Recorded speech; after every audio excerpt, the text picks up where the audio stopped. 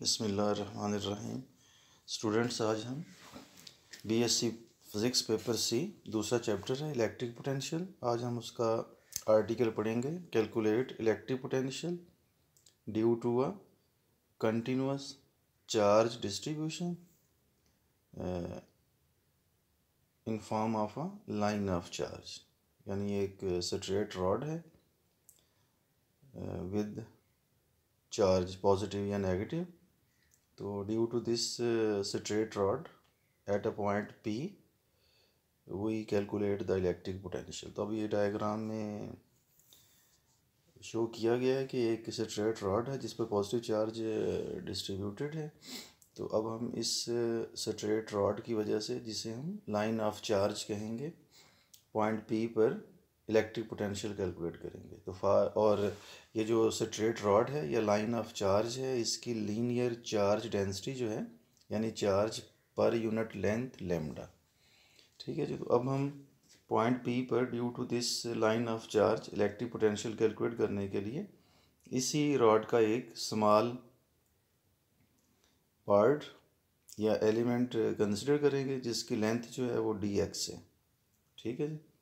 तो इस पर जो चार्ज है d q that is equal to linear charge density की डेफिनेशन के मुताबिक इस small element of length d x पर जो चार्ज है that is equal to d q and lambda d x.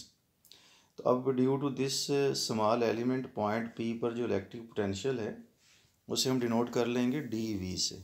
तो 1/4 epsilon naught d q over r. Diagram से वाज़ेह है कि ये जो r है that is equal to x square plus d square under root. अब अगले स्टेप में आप जो कॉन्स्टेंट्स हैं इन्हें बाहर करें। इंटेग्रल, अच्छा ये तो हो गया ना, डी वी हो गया due to small element point P पर इलेक्ट्रिक पोटेंशियल। अब इस पूरी स्ट्रेट रॉड की वजह से, मतलब इस होल लाइन ऑफ चार्ज की वजह से पॉइंट पी पर जो पोटेंशियल है उसके लिए हम इस रिज़ल्ट को इंटीग्रेट कर लेंगे। तो इंटीग्रेशन के बाद हमारे पास रिज़ल्ट क्या आएगा, v इज़ इक्वल टू, ये कॉन्स्टेंट्स इंटीग्रल से पहले लिखेंगे, lambda over 4 epsilon not. Limits of integration होंगे 0 टू कैपिटल L, क्योंकि इस रॉड की मिनिमम लेंथ 0 है, मैक्सिमम L कर लें, dx over x square plus d square under root. अब इसकी जो इंटीग्रेशन है वो आएगी log of x plus x square plus d square 1/2। Limits of integration इस फार्मूले के मुताबिक इसकी इंटीग्रेशन आ गई। अब ये लिमिट्स ऑफ इंटीग्रेशन अप्लाई करें तो नेक्स्ट स्टेप बनेगा v is equal to lambda over 4 epsilon naught log of l plus l square plus d square under root minus log of t। तो ये log a minus log b के मुताबिक next step बनेगा v is equal to lambda over 4 epsilon naught log of l plus l square plus d square under root over d. l जो है वो इस straight rod या line of charge की length है, d जो है वो इस रॉड के एंड से उस पॉइंट तक डिस्टेंस है जहाँ पर इलेक्ट्रिक पोटेंशियल कैलकुलेट किया जा रहा है।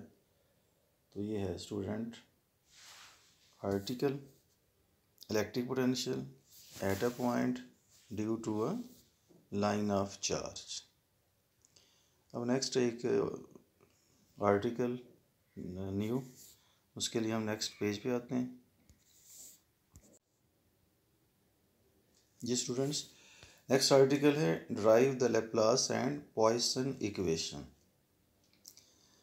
तो बाय डेफिनेशन ये पेपर ए जो है उसका पहला चैप्टर, उसमें ये डेल को एक्सपेंड किया गया। डेल जो है that is equal to curly over curly x i plus curly over curly y j plus curly over करली जी के।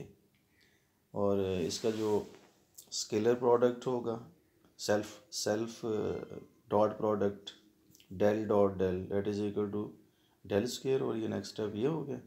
तो del square is equal to curly square over curly x square plus curly square over curly y square plus curly square over करली जी square. इस del को Laplace del square को Laplace operator या Laplacian कहा जाता है। It is also called del squared.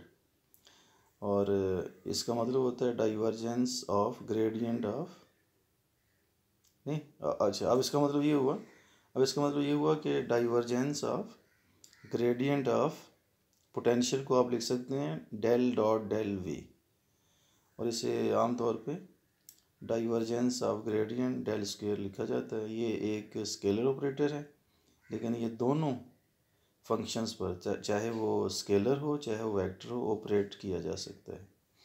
अच्छा, अब हम पॉइसन इक्वेशन को ड्राइव करने के लिए गॉसेस लॉ की डिफरेंशियल फॉर्म लिखेंगे, जो कि हमने पढ़ी हुई है फर्स्ट चैप्टर में। Divergence of electric field intensity is equal to rho over epsilon nought. Rho का मतलब होता है वॉल्यूम चार्ज डेंसिटी, यानी charge per unit volume of any charge distribution. तो आल्सो इसी चैप्टर में हमने एक रिज़ल्ट ये प्रूव किया हुआ है कि electric field intensity is equal to minus del v. तो अब अगले स्टेप में आप डाइवर्जेंस ई को लिख सकते हैं, ये del dot E is equal to divergence E को लिखा जा सकता है ना dot product of del and electric field, और अगले स्टेप में ई की जगह लिखें ये माइनस डेल वी, जिसका मतलब हो जाएगा ये gradient of potential is equal to rho over epsilon naught. Negative sign सिर्फ ले जाएं तो del square v is equal to minus rho over epsilon naught. V का मतलब इलेक्ट्रिक पोटेंशियल है, तो ये जो इक्वेशन 1 है this is called Poisson equation. ठीक है, अब अगले स्टेप पे अगले पेज पे चलते हैं जी स्टूडेंट्स। तो जो इक्वेशन 1 हमने पीछे ड्राइव की है that is called Poisson equation. ये एक linear inhomogeneous partial differential equation है फॉर स्केलर फंक्शन वी का मतलब potential electric potential in terms of the source p of the potential. Source का मतलब वो चार्ज डिस्ट्रीब्यूशन। अच्छा, अब अगर सोर्स पॉइंट मौजूद ना हो, मतलब चार्ज ना हो, अगर किसी ऑब्जेक्ट पर चार्ज जो है वो मौजूद नहीं है, तो अब इक्वेशन 1 में ज़ाहिर सी बात है रो की जगह ज़ीरो लिखेंगे, क्योंकि रो की definition rho volume charge density, charge per unit volume. तो जब चार्ज ही नहीं है तो रो जो that is equal to zero.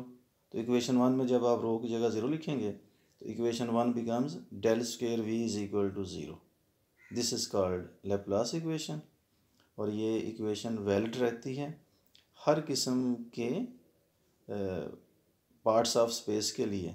मतलब कोई भी ऑब्जेक्ट हो किसी भी शेप का, लेकिन उस पर चार्ज अगर नहीं है तो तब ये लैप्लास इक्वेशन जो है वो वैलिड रहेगी।